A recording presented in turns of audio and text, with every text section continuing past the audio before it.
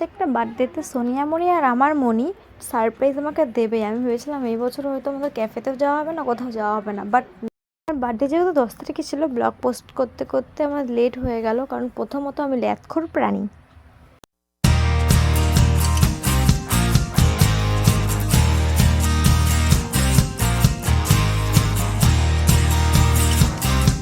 A few moments later. Hello friend, welcome back to my Pakhi's blogging channel. কেমন আছো তোমরা সবাই? আশা করি তোমরা সব খুব ভালো আছো। আর আমিও দেখতে পাচ্ছ একদম রেডি হয়ে গেছি। তো আমি নিজে জানি না যে মনি কোথায় আমাকে নিয়ে যাবে। আর মনি বললো যে আজকে সন্ধ্যাবেলা একটু বেরোবো, জন্য মনি আমাকে বাড়ির সামনে নিতে চলে এসেছে। আর আমিও রেডি হয়ে গেছি। তো মনি বললো যে রথতলা গেটের সামনে একটু যাবে। তো চলো ভিডিওটা কন্টিনিউ দেখতে থাকো, আশা করি ভালো লাগবে। আর আমার মনে হচ্ছে কিছু একটা সারপ্রাইজ হয়তো আমার জন্য রয়েছে। তো চলো। মনিও রথতলা গেটের কাছে গিয়ে দাঁড়ালো। তখন আমি মনিকে জিজ্ঞেস করছিলাম যে কেউ কি আসবে, এখানে এসে দাঁড়ালা কেন? বলছে সোনিয়ামণি আসছে।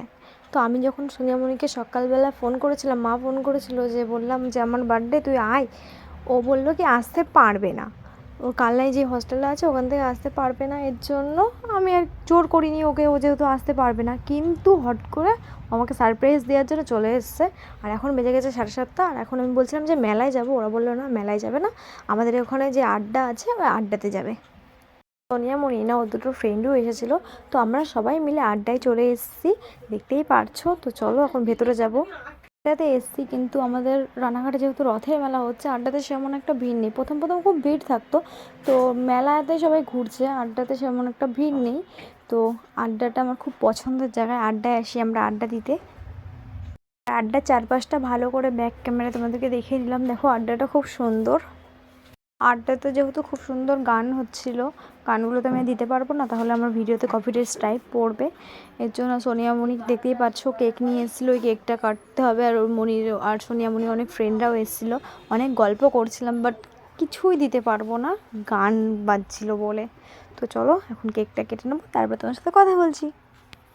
কেকের পরে যে স্পার্কেল ক্যান্ডেলটা থাকে না, ওটা ধরাতে গেলে সব থেকে বেশি মজা হয়। ওটা যখনই ধরাতে যায় তখনই তো ধরে গেলে তো ছিটকে আসে। ওটা সোনিয়ামণিও ধরাতে গিয়ে ভয় পেয়েছিল, আর আমি তো ভীষণই ভয় পেয়ে গেছিলাম। সবাই ভয় পেয়ে গেছিলো ওখানে যারা যারা ছিল। তো চলো কেকটা কেটে নিই, কেটে সবাইকে খাইয়ে তারপরে আবার তোমাদের সাথে কথা বলছি। এদিকে সোনিয়ামণির হোস্টেলের ফ্রেন্ডরা ছিল, ওদেরকে একটু দেখিয়ে নিলাম। তো এর মধ্যেখানে যে দাদাটা, ও দাদাটার নাম সুদেব দাদা, ও খুব মজা করছিল আর খুব হাসাচ্ছিল।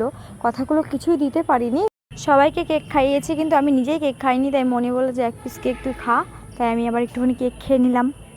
সোনিয়ামণিকে বলেছিলাম যেটা খাবি সেটা অর্ডার কর, তো চাউমিন অর্ডার করেছে, দেখতেই পারছো দিয়ে দিয়েছে।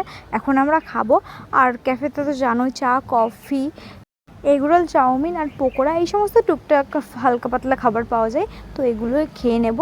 আর মনি আমাকে খাইয়ে দিচ্ছে, সোনিয়ামণি আবার আমার মনিকে খাইয়ে দিচ্ছে। তো চলো আমরা খাওয়া দাওয়া করে নিই, তারপরে কথা বলছি। সবাই মিলে আড্ডাতে খাওয়া দাওয়া করার পরে আমরা বাইরে বেরিয়ে গেছি তো বাড়ি যাবো বলে। সোনিয়ামণি বলছে আড্ডার পাশে যে ড্রিম ক্যাফে আছে ওটাতে যাবে। তো কি আর করা যাবে, চলো এখন আবার ড্রিম ক্যাফেতে যাব। ড্রিম ক্যাফেতে চলে এসেছি। আর দেখো ড্রিম ক্যাফে সব ভালো, কিন্তু লাইটগুলো না খুব নীল, খুব গোলাপি, আর মুখ চোখ বোঝা যায় না, ভূত ভূত লাগে। এর জন্য ড্রিম ক্যাফেতে আমি সেরকমভাবে ভিডিও করিনি। ড্রিম ক্যাফেতে আমরা চিকেন ললিপপ অর্ডার দিয়েছিলাম, বাট দেখো সোয়া সস চিলি সস দিয়ে কী বিচ্ছিরি করে দিয়েছে।